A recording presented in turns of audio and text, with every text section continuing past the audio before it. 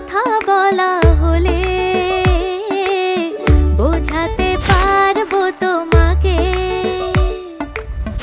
আমিও ভয়ে ভয়ে জোছনা ছুঁয়ে দিতে চাই। যা কিছু হয়েছে শুরু, এখন কিভাবে থামাই?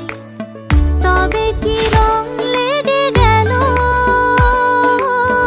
আমার চোখের পাতায়? আজ বসন্ত